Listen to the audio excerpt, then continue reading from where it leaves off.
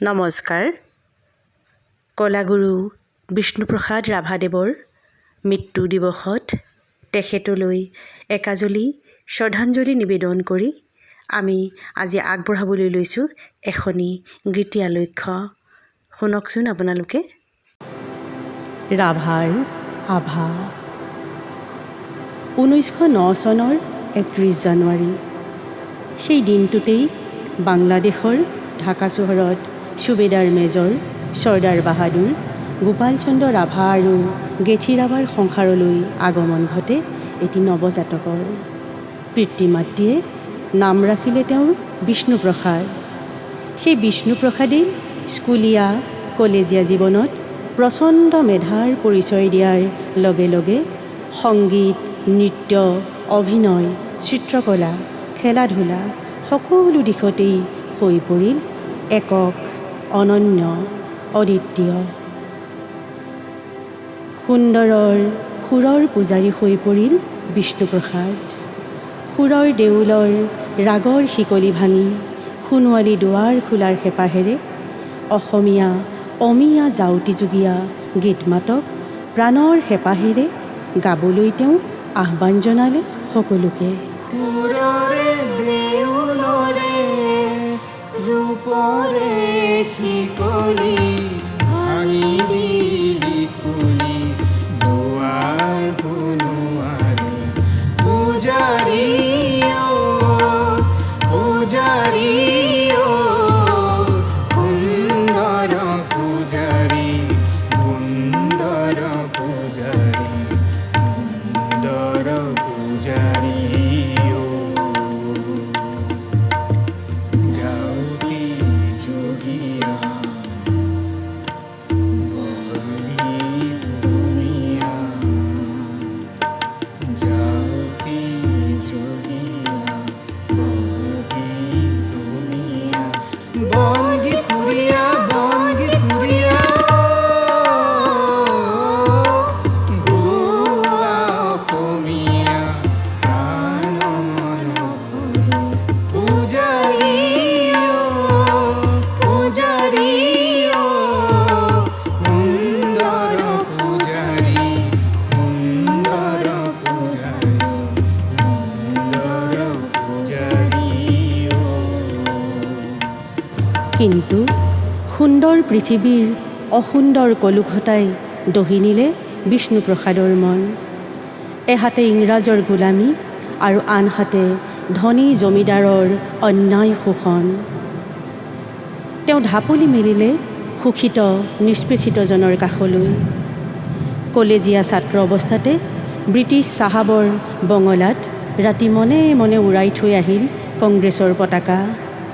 British সাম্ৰাজ্যবাদ আৰু জমিদাৰী শোষণ দুয়োটাকেই তেওঁ সমানেই ঘৃণিত বুলি ঘোষণা কৰিলে। তেওঁ ক'লে, ৰাজ্যে আছে দুইটি পাঠা, একটি কালা একটি চাদা। ৰাইজেই যদি মংগল চাওঁ দুইটি পাঠাই বলি দাওঁ।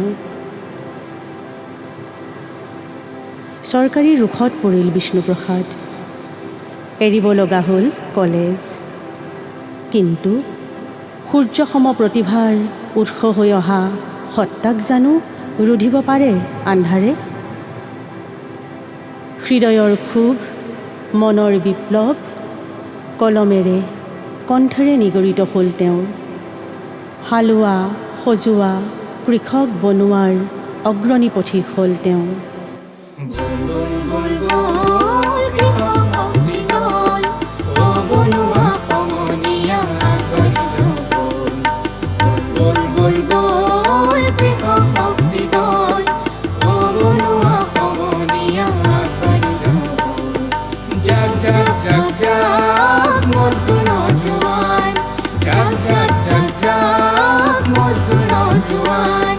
নিৰ্যাতিত নিপীড়িত কৃষক শক্তিমান নিৰ্যাতিত নিপীড়িত কৃষক শক্তিমান তোৰ বাহুতে আছে লুকাই অসীম শক্তিবল ৰণৰ শিঙা বাজে শুনৈ আগবাঢ়ি যাওঁ বল তোৰ বাহুতে আছে লুকাই অসীম শক্তিবল ৰণৰ শিঙা বাজে শুনৈ আগবাঢ়ি যাওঁ বল আগবাঢ়ি যাওঁ বল।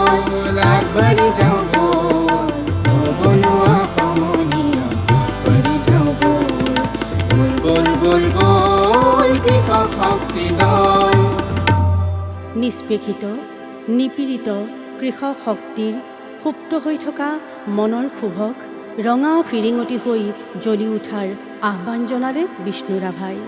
সেয়েহে সেই সুসুপ্ত বিপ্লৱী বিদ্ৰোহী বীৰৰ উদ্দেশ্যি তেওঁ লিখিলে, হেৰ' বিপ্লৱী বিদ্ৰোহী বীৰ, তোল তোৰ অৱনত শিৰ। অতদিন তই আছিলি সুসুপ্ত পৰপদানত, নিৰ্যাতিত নিপীড়িত দলিত পতিত। আজিৰ এই নতুন যুগত তই জাগ্ৰত। হেৰ' অগণি যুগৰ ৰঙা ফিৰিঙতি শিখা, জল জল উঠ উঠ, আন কাঢ়ি ৰুদ্ৰ কপালৰ ৰক্ত চন্দ্ৰকলা ৰেখা। তুলিল সৌ কৰালি কালিৰ ভীম ভয়ংকৰ খৰ্গ। ভাং ভাং ভাং ভাং কাৰাৰ কপাট। শত অভিশাপপূৰ্ণ এই দুখময়ী দুৰ্গ।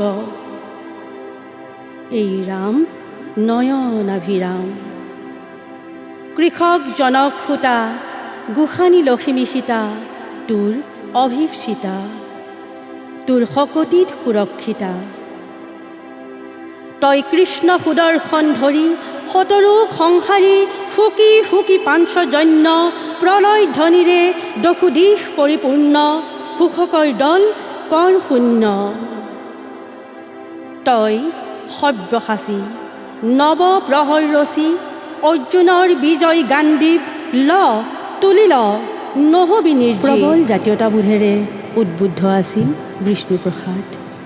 তেওঁৰ কথা, কাম আৰু জীৱনশৈলীত প্ৰকাশ পাইছিল সেই কথা। অসমীয়া ডেকা শক্তিৰ মলিন বদন তেওঁ সহিব পৰা নাছিল।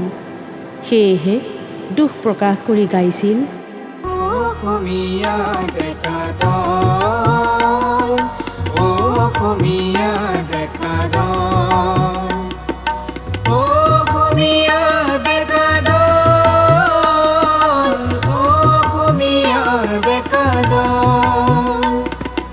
আজি তোৰে তেজল বদন মলিন কিয় হ'ল, মলিন কিয় হ'ল, মলিন কিয় হ'ল। অসমীয়া ডেকা দল, অসমীয়া ডেকা দল। ৰূপকোঁৱৰ জ্যোতিপ্ৰসাদ আগৰৱালাই তেওঁৰ অভিন্ন সহযোগী বিষ্ণুপ্ৰসাদক অসমীয়া সমাজৰ সাম্য মৈত্ৰীৰ এক কাজুৱা ৰণুৱা বুলি কৈছিল।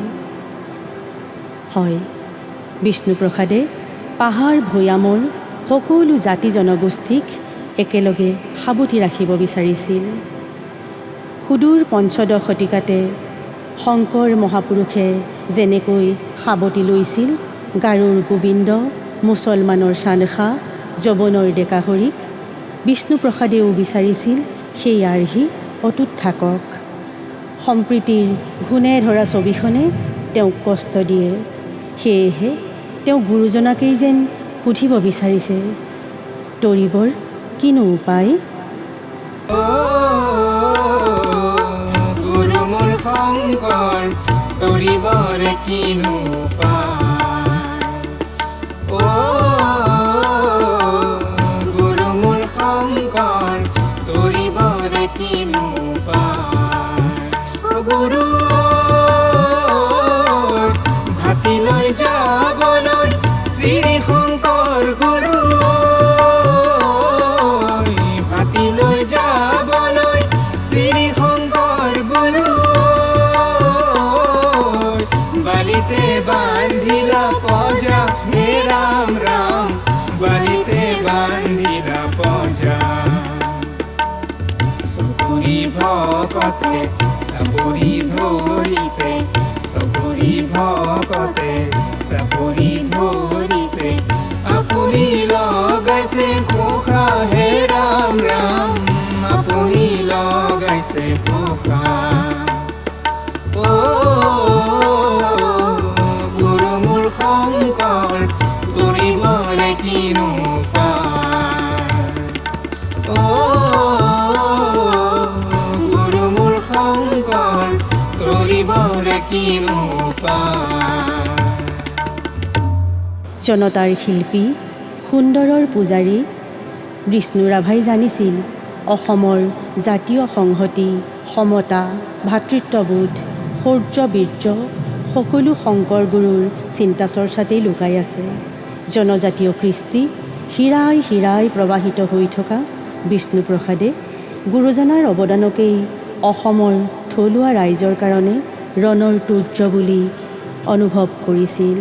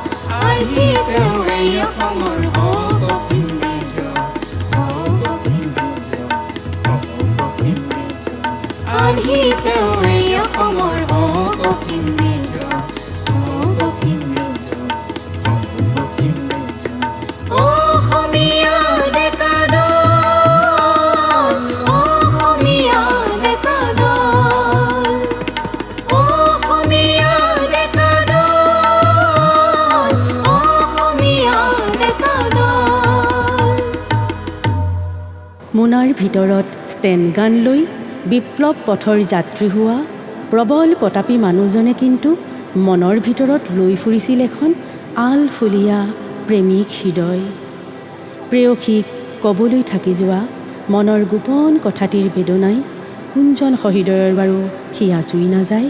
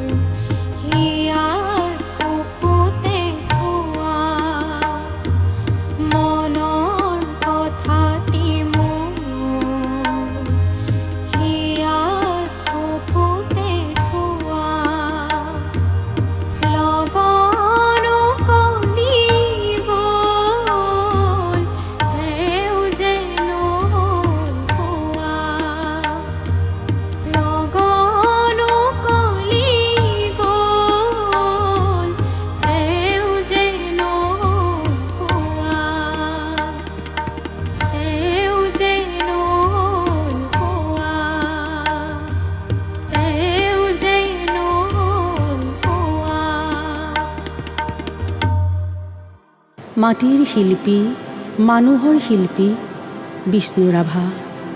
জনতাৰ হিয়াৰ বতৰালৈ শদিয়াৰ পৰা ধুবুৰীলৈ ঢপলিয়াই ফুৰিছিল তেওঁ। হেঁপাহ আছিল তেওঁৰ হিয়াৰ আমঠু কলিজাৰ এফাল জনতাৰ মাজত অনেক দিন জীয়াই থকাৰ। কিন্তু নামি আহিল কাল ধুমুহা। 1969 চনৰ 20 জুনৰ পুৱা হেৰাই গ'ল মানুহক ভাল পোৱা, মানুহৰ বাবেই জীয়াই থাকিব খোজা ভোলানাথ সদৃশ বিষ্ণুপ্ৰসাদ ৰাভা। জীৱনৰ অন্তিম ক্ষণত তেওঁ লিখি গ'ল, এই মোৰ শেষ গান, মোৰ জীৱন নাটৰ শেষ ৰাগিনী কল্যাণ শৰ্মা।